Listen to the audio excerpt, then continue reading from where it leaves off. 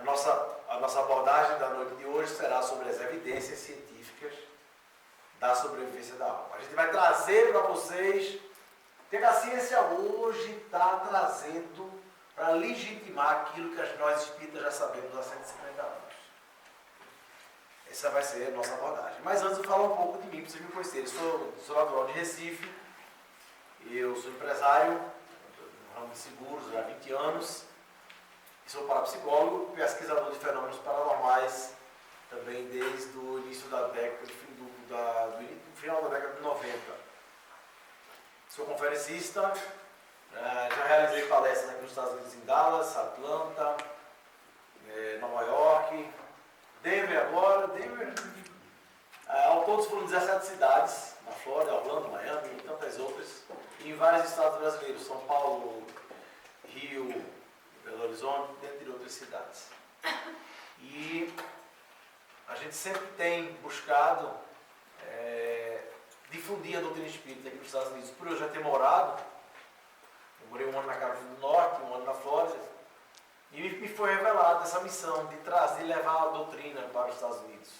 Isso foi lá no grupo de espírito da gente, a entidade ela deixou essa mensagem, desde então, em vez de eu juntar dinheiro lá para trocar meu carro, eu prefiro viajar e vim ensinar espiritismo. Eu tenho feito isso, deixo lá a esposa, filhos, deixo tudo e venho embora para cá.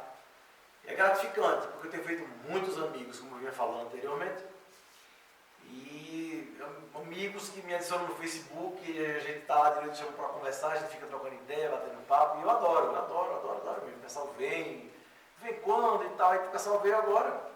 Eu vim agora, aí o Tadeu foi quem fez toda essa articulação. Eu estou saindo daqui, eu vou para Sacramento, na Califórnia. Aí como eu ia passar por aqui, aí ele disse, não, vem para dar uma parada aqui. Ele deu a passagem, eu vim. Né? Então, geralmente as minhas viagens, eu pago até tudo. Eu não cobro nada, faço tudo de graça.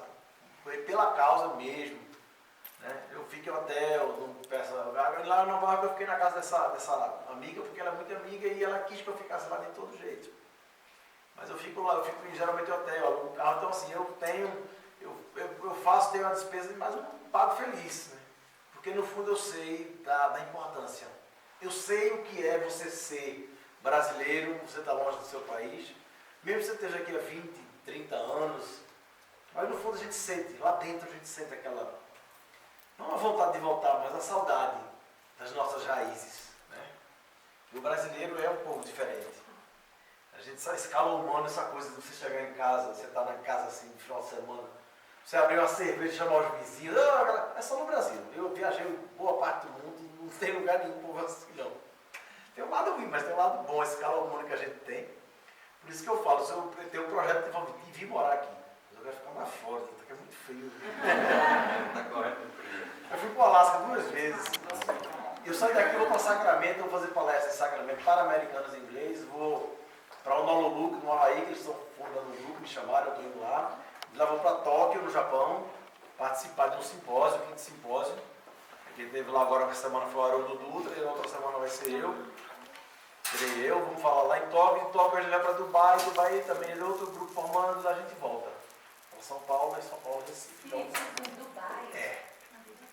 Um grupo pequeno. Mas é um grupo de brasileiros pequeno, mas pode porque eles não estão dando eles estão dando a conotação original de Kardec. Eles estão dando a conotação original. Aqui nos Estados Unidos é que a gente ficou uma coisa mais religiosa. Mas eles lá são um trabalho de grupo de pesquisa mesmo, entendeu? É um grupo de estudo. Não é uma coisa pública assim. Mas sim, vamos começar porque tem muita coisa. Se a gente não começar, a gente não termina hoje. Uma hora vai ser muito pouco tempo. Para a gente falar sobre as evidências científicas da sobrevivência da alma. É uma abordagem um pouco diferente da que vocês estão acostumados. Porque, na verdade, o Espiritismo, o que é o Espiritismo? O Espiritismo, Kardec disse que era o quê? Era uma doutrina filosófica com fundamentação científica e com consequências éticas morais. As consequências éticas morais são consequências religiosas. É o porto de chegada. É para onde tudo vai. Vai um dia, não é a base. A base é a ciência. E se a gente não trouxer os aspectos científicos para serem abordados dentro da casa espírita, o espiritismo vai se tornar mais uma religião. O Espiritismo não veio para ser uma religião. Veio para ser o futuro das religiões. Isso é o que faz a gente diferente. Porque no Espiritismo a gente não acredita, a gente não crê. A gente põe o conhecimento na frente da crença. A gente aprende, entende como é, para depois acreditar. Por isso que a fé no Espiritismo não é uma fé cega, é uma fé raciocinada. Conhecereis a verdade, ela vos libertará. Não manda crer na verdade, manda conhecer. Através do conhecimento você liberta. Você libera e isso torna a sua fé uma fé forte, uma fé raciocinada. Mas enfim, quais são as evidências científicas que vêm legitimar o espírito, minha gente? O primeiro trabalho que foi desenvolvido dentro das universidades ocorreu, na verdade, na década de 90. Um consórcio multidisciplinar envolvendo cerca de 12 países, Estados Unidos, Japão, Itália, França, 12 ao todo. E cerca de 262 profissionais, médicos, físicos, biólogos, neurologistas, pessoal da computação gráfica todo envolvido, em várias universidades, resolveram estudar o cérebro humano, que o maior mistério do nosso corpo é o nosso cérebro. Nós sabemos como funciona todo o nosso corpo. Aqui nós temos a nossa estrutura biológica, nós temos a nossa estrutura, melhor dizendo, estrutura mecânica. Por aqui não tem parafusos, são tudo encaixes perfeitos. Essa é a nossa estrutura mecânica. É simplesmente fantástica.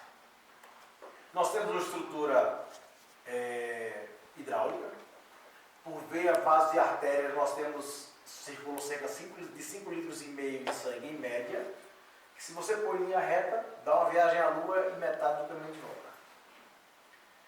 Nós temos uma estrutura elétrica, por aqui descem filamentos nervosos, transformando microvolts em milivolts. Nós temos uma estrutura bioquímica, enfim. Nós sabemos como funciona o nosso corpo, mas o nosso cérebro é o grande mistério. E após 10 anos de pesquisas, de trabalho ininterrupto, que foi batizado esse projeto de Década do Cérebro, eles começaram a divulgar os resultados dessa pesquisa, desse trabalho, no final do ano 2000. E a grande evidência dentro da neurologia hoje é de que o nosso cérebro não pensa. Muito embora todo mundo pensa pelo cérebro. É da mesma forma como está o aparelho telefônico. Não é o aparelho de telefone que fala. É a fala que fala através do aparelho de telefone. O nosso cérebro ele seria um computador. Mas esse computador, ele precisa de um programador. E o programador seria a mente. A mente ela é uma entidade, ela não é orgânica. Ela acontece no cérebro, mas sobrevive à dissolução cadavérica do mesmo. É como se eu ligasse essa televisão na CNN e começasse a passar as notícias para vocês. E eu pergunto a vocês, quem está gerando as notícias para vocês? É o aparelho de televisão? É a TV ou é a CNN? Podem responder. É a CNN através do aparelho de televisão. É como se o nosso cérebro fosse a TV. E a CNN fosse a mente. Essas evidências científicas elas mudaram vários conceitos dentro da psiquiatria, porque se a mente ela não é um órgão, ela não pode ficar doente e nem pode enfermar. Então a palavra doente mental não quer dizer nada. Porque o que é doença? Doença é um órgão afetado. Então se a mente ela não é um órgão, ela não pode ficar doente. Então a palavra doente mental não quer dizer nada. Enfermo mental também não. A psiquiatria ela estava na idade da pedra. Como na Idade Média se achava que o coração sentia. E até hoje a gente tem o hábito de dizer errado. Tadeu tem um bom coração. Aí Tadeu vai no cardiologista e está perfeito. Ou melhor, não tem nada. Eu dizer, Tadeu tem um bom coração. Aí Tadeu vai no cardiologista, é o cardíaco. Está com o coração mal. Está com o coração com problema no coração. Então, da mesma forma como não é o coração que sente, o nosso cérebro também não pensa. Então, a psiquiatria, ela excluiu todos esses conceitos. Não existe mais conceito de doente mental, enfermo mental, neurose, não tem mais. Porque neurose, queose é degeneração dos nervos. Neurose, quer dizer que é um absurdo. passado tinha histeria. A histeria se achava que o útero, isso é no passado, não é agora, já uns 2 séculos atrás. Se achava que o útero da mulher murchava, entrava na corrente sanguínea, aí daí vem a expressão, subiu para a cabeça. O que é que tem o útero a ver com isso? Você veja como é que estava. Então, aí depois viram que o homem também tinha comportamento histérico, então não tem nada a ver. Então, tudo, a psiquiatria estava realmente negada. E a palavra de ordem hoje, dentro da psiquiatria, é transtorno. Um psiquiatra atualizado, ele não chama mais o paciente dele de enfermo mental nem de doente mental. Transtornado mental já está até no CID, que é o Código Internacional das Doenças. Porque a psiquiatria já adotou a nova nomenclatura. Então, é a mudança de paradigma. Uma palavra de ordem hoje é transtorno. Transtorno bipolar, transtorno obsessivo compulsivo. Porque a psiquiatria ela já descobriu essa divisão. O que é mente e o que é cérebro. No passado se achava que o pensamento era uma excreção do cérebro. Hoje essa hipótese ela é muito remota. A probabilidade da mente ela ser independente do cérebro é muito grande hoje. Os maiores neurologistas hoje já admitem isso. Então essa foi a primeira evidência científica para legitimar realmente a sobrevivência da alma à morte biológica do corpo. Foi esse trabalho notável. E para vocês terem uma ideia, hoje, se vocês consultarem o Código Internacional das Doenças, que é o CID, que guarda todas as doenças no mundo todo, ele é uma referência que eles usam para diagnosticar todas as doenças em todos os países. Se você consultar lá hoje o CID, quem quiser anotar, pode ver pela internet e no Google. Você põe lá CID-10 F44, você vai contar F44.3. Vocês vão ver lá, estádios de transe e possessão. Possessão hoje é diagnóstico médico. Está no CID. E tem mais The American Psychiatric Association, Associação Americana de Psiquiatria, que o Brasil adota. Ele tem lá, um dos capítulos sobre mediunidade. E ele tem lá dizendo, o médico terapeuta que tem um paciente que diz ver e ouvir vozes de espíritos, está lá bem grande. Isso pode não ser alucinação ou psicose, esquizofrenia. Está lá. Então, se o camarada ouve voz de espírito e não é psicose, não é esquizofrenia, é o quê? É espírito. Só que, aí o pessoal diz, mas se já está lá, porque isso já é uma grande descoberta? Porque toda descoberta científica, ela demora muito tempo para vir se tornar uma coisa conhecida, uma coisa aceita pela sociedade. Até porque existe também o ceticismo materialista, que realmente cria várias situações em que ele não aceita. Você vê quando Galileu Galilei descobriu que a Terra girava, né, isso foi ele fazer experiência com o pêndulo, ele disse, meu Deus, a Terra gira. Então a Igreja Católica quis prender, ele foi preso. Ele foi preso para negar, porque na Bíblia dizia que Deus parou o sol no firmamento até Josué terminar de matar os amorreus, porque estava tendo uma guerra, né, os amorreus não eram muito lá de Deus, aí Deus fez uma façanha, parou o sol, que já estava anoitecendo, para Josué terminar de matar os amorreus. Mas como é que Deus parou o sol se quem gira é a terra? O sol está parado. Então se o sol girasse, se a terra não fosse o centro do universo, a Bíblia estaria errada. Quem escreveu a Bíblia errou. Então Galileu não podia afirmar disso. Então ele foi preso para negar. E ele lá na Praça de São Pedro, lá, lotada, ele se nega, senão você vai ser preso. Vai para a Inquisição. Ele chegou e falou assim, não acrediteis nas ideias de um velho caduco. Quem sou eu para dizer que a terra gira? Se está lá no firmamento, que Deus parou o sol no firmamento. Quem sou eu? Ele terminou de 4 bispos assim no lugar. Agora aqui para nós 4. A terra gira. 500 anos depois, a Igreja Católica reconheceu que estava errado e absorveu Galileu Galilei. Demorou 500 anos. Então você acha que essas coisas elas estão entrando por todas as frestas e é uma coisa que vai demorar alguns anos, mas que no futuro a humanidade vai aceitar. Sim. Você sabe dizer qual a diferença entre esquizofrenia e a alma e quando a voz são dos espíritos? Isso aí no final a gente pode sentar ali e dar uma. Porque senão a gente vai entrar, vai sair do foco, a gente vai entrar em outra coisa agora. O que ocorre? Então esse é o primeiro ponto. O segundo ponto, segunda grande evidência, que hoje norteia a medicina, é a maior evidência hoje dentro da medicina, que são as chamadas EQM, ou experiências de quase morte. O que são as experiências de quase morte? São pessoas que entraram em coma, foram dadas como mortas e por um mistério que ninguém sabe, voltaram a viver. E voltaram contando histórias. Esse assunto hoje é um assunto de ponta na ciência.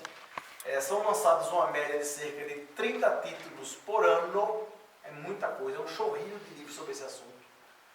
A EQM hoje é um assunto hoje estudado em vários laboratórios. Temos aqui na Universidade do Arizona. Eles têm um laboratório para pesquisar a vida após a morte. A Universidade de Yale também pesquisa. Tom Hopkins também. Eles têm um laboratório de pesquisa de pessoas que vieram do além, do mundo dos mortos e vieram contando histórias.